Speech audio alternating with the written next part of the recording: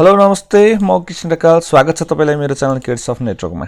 आज पनि मैले तपाईलाई चाहिँ युकेमा स्पोन्सरशिप भिसाहरू चाहिँ खुलेको छ त्यसको बारेमा थोरै जानकारी लिएर उपस्थित भएको छु।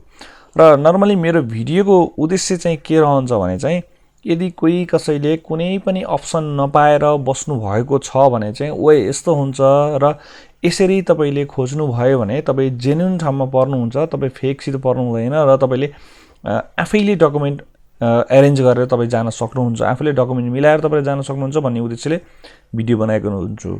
तर नर्मली मान्छेहरु बुझाइमा चाहिँ सबै यसैले गर्दिन्छ अथवा यो एजेन्ट हो भन्ने तरिकाले कुरा गर्नुहुन्छ, बुझ्नुहुन्छ। तर त्यस्तो पनि होइन। मैले चाहिँ जस्ट हैन तपाईलाई गाइडलाइनको कुरामा गर्दिन सक्छु, तर मैले आफैले एप्लाई गर्दिन। मैले बारम्बार भिडियोमा भनेको हुन्छु र आज पनि तपाईलाई चाहिँ युके जान त्यति सजिलो चाहिँ छैन, तर जाँदै गर्दा युकेमा जान जोगेला रहर भए पनि स्पोन्सरशिप भिसा पाउन गाह्रो छ र स्पोन्सरशिप निकाल्न लिंक हुनेले चाहिँ कतै न कतै गरेर केही उपाय लगाएर निकाल्लान्। आफ्नो मान्छेको होला केही होला हैन, तर अधिकांशले स्पोन्सरशिप खोज्ने जुनसुकै देशमा पनि स्पोन्सरशिप खोज्ने तरिकाहरुको आफ्नै छन्। र अहिले मैले तपाईलाई जुन देखाउँदै छु यसमा पनि तपाईले चाहिँ स्पोन्सरशिप चाहिँ आफैले एप्लाई गर्न सक्नुहुन्छ। भनेको मतलब केही त्यस्ता साइटहरु छन् र मतलब केही त्यस्ता कम्पनीहरु छन् जसले चाहिँ स्पोन्सरशिप प्रदान गर्छन्। भनेको ग्लोबली रूपमा चाहिँ मेन पावरलाई चाहिँ प्रदान गर्छन् र त्यो स्पोन्सरशिप पाइसकेपछि हामी अरु सपोर्टिङ डकुमेन्ट त हामी आफैले पनि बनाउन सक्छौं। मेन हामीलाई चाहिने स्पोन्सरशिप हो स्पोन्सरशिपको लागि चाहिँ आज मैले चाहिँ केही एउटा साइट लिएर उपस्थित भएको छु र जुनमा धेरै भन्दा धेरै चाहिँ तपाईको स्पोन्सरशिपहरु अवेलेबल छन्। र अवेलेबल छन् भन्दैमा तपाईको सीवी म्याच नहुने खालको तपाईको जबमा चाहिँ तपाईले एप्लाई गरेर तपाईलाई फाइदा छैन, किनभने उताबाट रेस्पोन्स तपाईलाई भए पनि तपाईलाई चाहिँ धन्यवादको मात्रै रेस्पोन्स हुन सक्छ। तर यदि तपाईको सीवी सित मिल्दोजुल्दो, तपाईको एक्सपिरियन्स सित मिल्दोजुल्दो मिलेको मतलब त्यो जबहरु छ भने चाहिँ इन्भाइट गर्छ। इन्टरभ्यु भइसकेपछि बाँकी कुरा त तपाईको नर्मली युके जाने प्रोसेस भनेको लगभग एउटै नै हो। र आज मैले तपाईलाई देखाउँदै गर्दाखेरि चाहिँ यो ग्लासडोर भन्ने चाहिँ वेबसाइट छ हैन।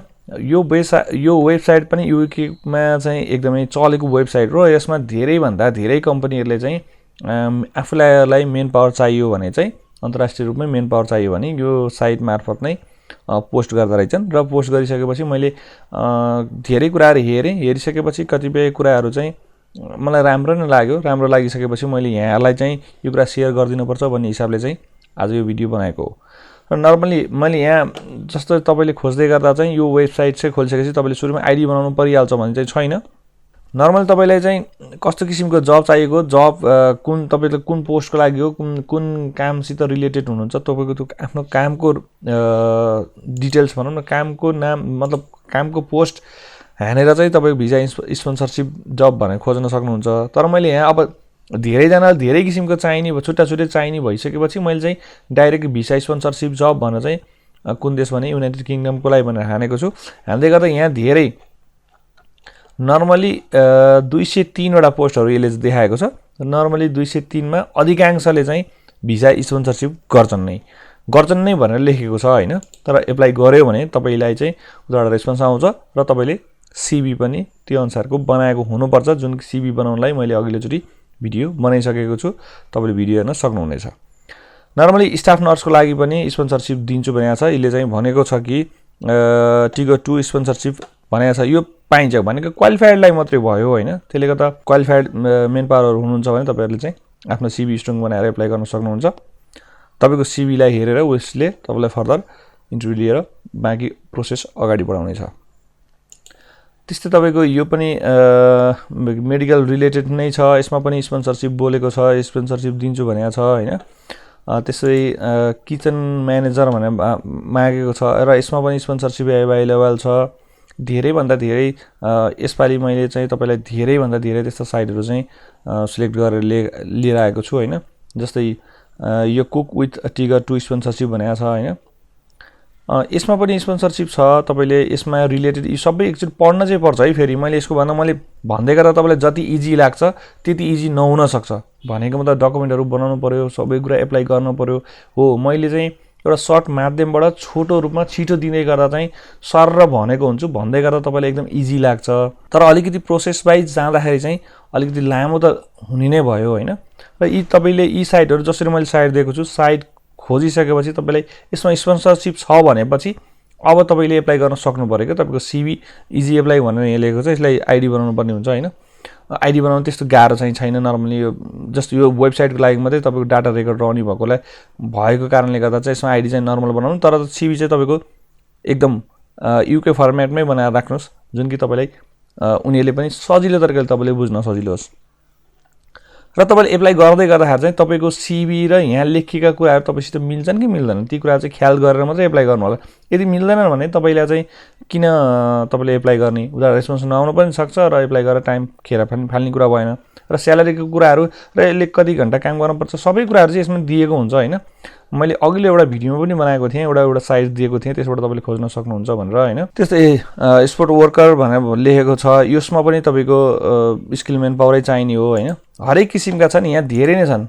तपाईँलाई मैले यो देखाउँदै गर्दा चाहिँ सबैमा लगभग यो जुन साइट देखाएको छु यसमा सबैमा स्पोन्सरसिप एभाइलेबल छ र कुनै कुनैमा एभाइलेबल छैन। नभएकोमा तपाईँले एप्लाई गरेर काम पनि छैन। यदि तपाईँ युकेमै हुनुहुन्छ, युकेबाट भिडियो हेर्नुभएको छ भने त स्पोन्सरसिप चाहिएन, तपाईँले अरू पनि साइटहरू छन् तिनीमा एप्लाई गर्न सक्नुभयो। तर यदि नेपालमा हुनुहुन्छ भने चाहिँ तपाईँले चाहिँ स्पोन्सरसिप एभाइलेबल भएको साइटमा मात्रै तपाईँले एप्लाई गर्नुभयो भने बल्ल तपाईँको प्रोसेस अगाडि बढ्न सजिलो हुन्छ र दोहोरो तपाईँहरूको कुराकानी हुन्छ होइन। र यसमा तपाईँले सबै पढ्न चाहिँ पर्छ है। पढिसकेपछि मात्रै तपाईँलाई चाहिँ तपाईँका कुराहरू तपाईँले त्यहाँ बुझ्न पाउनुहुन्छ। बुझिसकेपछि मात्रै तपाईँले एप्लाई गर्नु होला। जस्तै मैले अघि भनिसकेँ कि सर र हेरेको भरमा एप्लाई स्पोन्सरसिप एभाइलेबल छ भन्दैको भरमा तपाईँले सरासर चाहिँ एप्लाई चाहिँ गरेर फाइदा चाहिँ नहुनसक्छ। र तपाईँको जब तपाईँको योग्यता कुन छ त्यसैलाई मात्रै तपाईँले एप्लाई गर्नु होला। यस्ता धेरै छन्, धेरैमा तपाईँलाई मैले यहाँ खोजेर सर्च गरेर पहिले ट्याबमा राखेको छु होइन। र यी तपाईँले मैले हान्दै गर्दा भन्दा नि तपाईँले आफैले एप्लाई गर्दा खोज्दाखेरि पनि भेटिन्छन्। र अझ तपाईँलाई मैले भनिसकेँ यहाँ तपाईँले खोज्दै गर्दा तपाईँले आफ्नो जब तपाईँको पोस्ट के हो, मतलब कुन रिलेटेड फिल्डमा काम गर्न चाहनुहुन्छ त्यो रिलेटेड फिल्ड राखेर तपाईँले चाहिँ सर्च गर्नु भने अझ सजिलो, त्यो मात्रै फिल्टर गरेर त्यो टाइपको मात्रै यसले सो गर्नेछ। यसरी तपाईँले युकेको स्पोन्सरसिप जब हुन्छ नि, स्पोन्सरसिप भिसा चाहिँ तपाईँले एप्लाई गर्न सक्नुहुन्छ। एप्लाई गरिसकेपछि तपाईँको इन्टरभ्यू भइसकेपछि तपाईँलाई सबै कुरा सम्झौता गरिसकेपछि नर्मली अरू युकेको भिसामा जसरी जान्छ त्यो नै प्रोसेस हो। यसको लागि यहाँ अब भिडियो हेरिसकेपछि धेरैजना साथीले सोध्न सक्नुहुनेछ जो कोहीले पनि एप्लाई गर्न सक्छन्। एप्लाई चाहिँ जो कोहीले नि गर्न सक्छन्, तर स्किल मेन पावर भनिसकेपछि जुन तपाईँ जबको लागि एप्लाई गर्दै हुनुहुन्छ त्यसको लागि तपाईँ क्वालिफाइड चाहिँ हुनैपर्ने हुन्छ। यदि हुनुभयो भने नर्मली तपाईँसित क्वालिफाइड योग्यता तपाईँसित छ र तपाईँसित एक्सपिरियन्सहरू छ भने चाहिँ कुनै पनि एजेन्ट मार्फत गएर तपाईँले चाहिँ मतलब एक्स्ट्रा पैसा पेमेन्ट गर्नु परेन र तपाईँले यी डकुमेन्ट अरू डकुमेन्ट उताबाट स्पोन्सरसिप आइसकेपछि अरू नर्मल डकुमेन्टहरू उसले आफैले भनेको हुन्छ यो डकुमेन्टले भने हुन्छ। अर्को कुरो तपाईँले भिएफएक्समा गएर पनि तपाईँले सोध्न सक्नुहुन्छ। तपाईँलाई भिएफएक्समा गएर सोधिसकेपछि थप डकुमेन्ट त्यहाँबाट पनि तपाईँले के चाहिन्छ भने बुझ्न सक्नुहुन्छ। अझ तपाईँलाई मैले अघिल्लो युकेको भिडियोमै भनिसकेको छु कि तपाईँको त्यहाँको गभर्नमेन्टको साइटहरू छन्, साइटमा कुन कुन भिसाको लागि के डकुमेन्ट चाहिन्छ, तपाईँले कसरी बनाउन सक्नुहुन्छ भन्ने कुरा चाहिँ इजिली छ। नेपालबाट त्यति धेरै एक्स्ट्रा डकुमेन्ट एकदमै हार्ड चाहिँ छैन, तर झन्झट नगरिकन तपाईँले बनाउनु हो भने त्यति गाह्रो पनि छैन। हामीलाई मेन चाहिने स्पोन्सरसिप हो। स्पोन्सरसिप तपाईँले पाएर कम्पनीले एप्लाई गरेर तपाईँको सिभी हेरेर कम्पनीले तपाईँ ओके दिन्छु भन्यो भनेर तपाईँ इन्टरभ्यू सबै कुरा पास भइसक्नु भयो भने बाँकी डकुमेन्ट बनाउन तपाईँलाई त्यति गाह्रो छैन। यदि नर्मली डकुमेन्ट बनाउनु तपाईँलाई अलिकति फर्मली तपाईँलाई गाह्रो भयो भने तपाईँको ठाउँमा नियर बाई तपाईँको कन्सल्टेन्सीहरू छन्, उनीहरूले पनि डकुमेन्ट इजिली तरिकाले एकदम लोएस्ट कस्टमा बनाउँछन्। त्यो गर्नु भने तपाईँ सक्सेसफुली रूपमा तपाईँले एप्लाई गरेर तपाईँ जान पनि सक्नुहुन्छ। भिडियो अन्तिमसम्म हेरिदिनु भयो, कस्तो लाग्यो हेरेकोमा धेरै धेरै धन्यवाद। बिदा हुन चाहन्छु। नमस्ते।